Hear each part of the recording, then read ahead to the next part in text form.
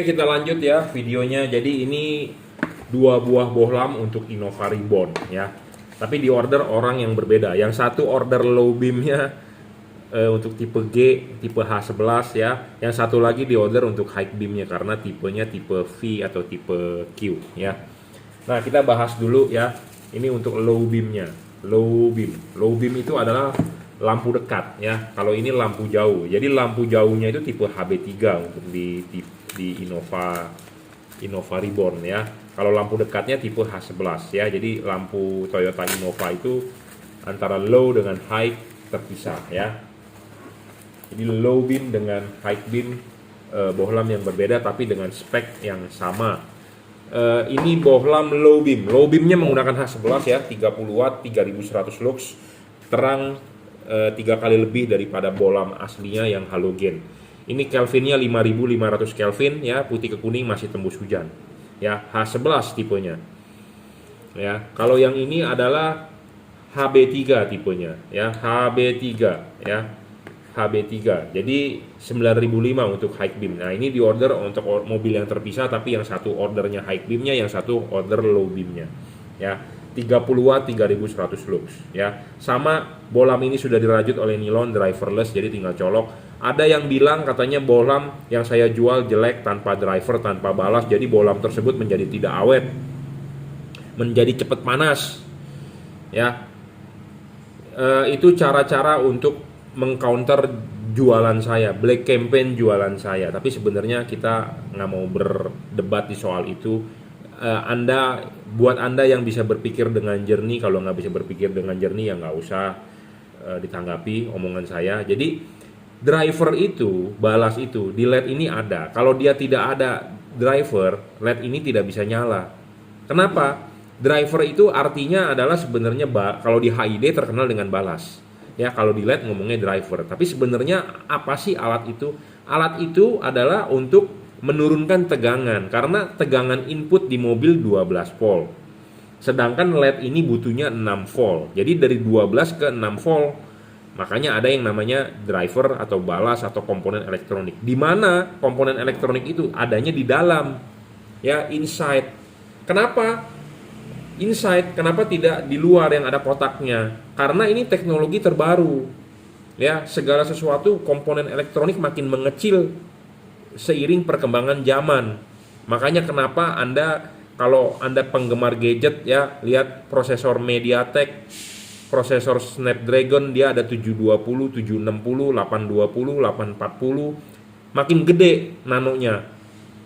Ya, jadi buffernya bisa istilahnya makin tipis lah itu ya. Jadi makin mengecil ya. Jadi seperti zaman dulu kapasitor gede-gede, sekarang ditemukan kapasitor kecil ya, seperti itu. Jadi makin kecil dia bisa tanam di dalam lebih bagus. Kenapa? Karena ikut pendinginan dari kipas.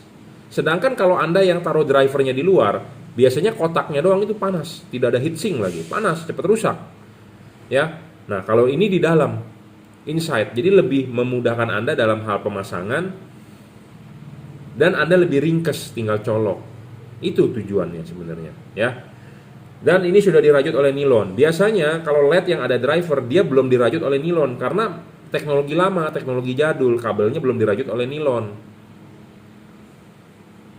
Ya, seiring perkembangan zaman banyak kelemahan di kabelnya terus, makanya zaman sekarang dikasih nilon seperti itu ya. Jadi syarat bohlam bagus ya, 1 watt dan luxnya harus gede. Nah, level wattnya dia di 30 watt. 30 watt ini real loh. Ini terang bro, 3 kali lebih terang dari halogen standar ya.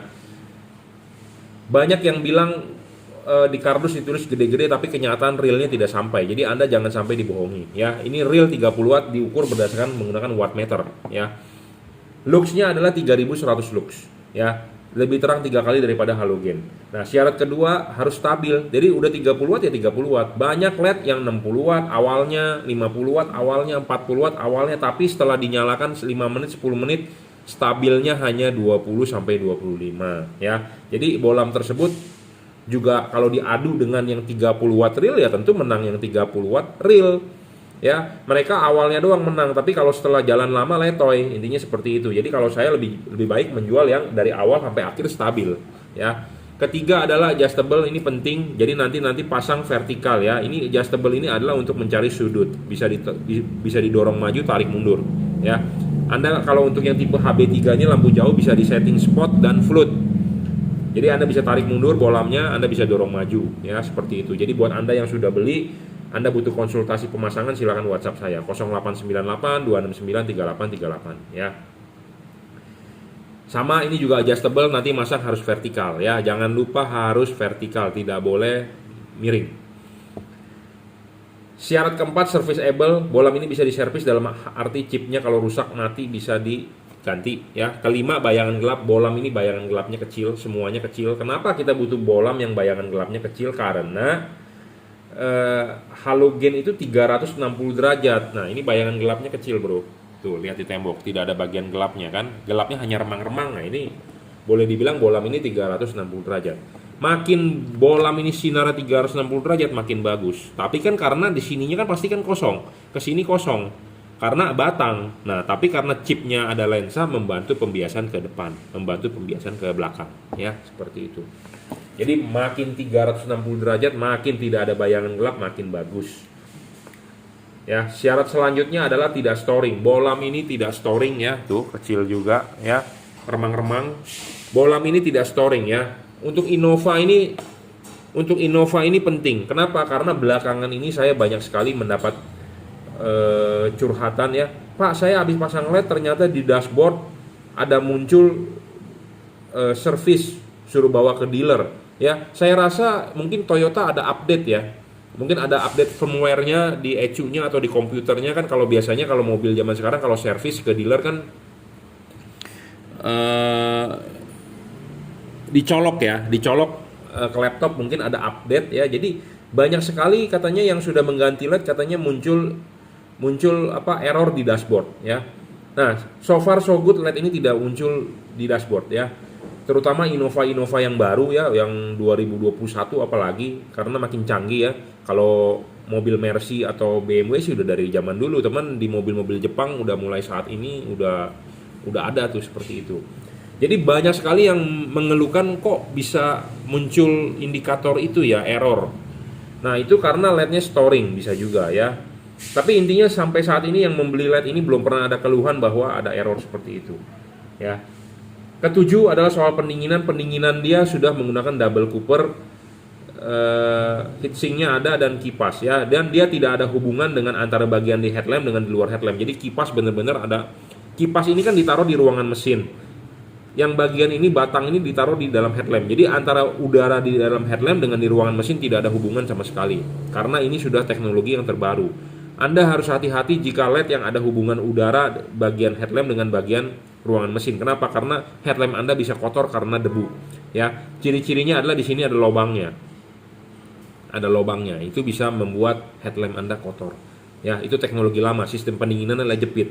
Kalau sedangkan ini adalah sistem pendinginannya adalah menggunakan batang tembaga di tengah. Ya, jadi teknologi lebih terbaru. Ya.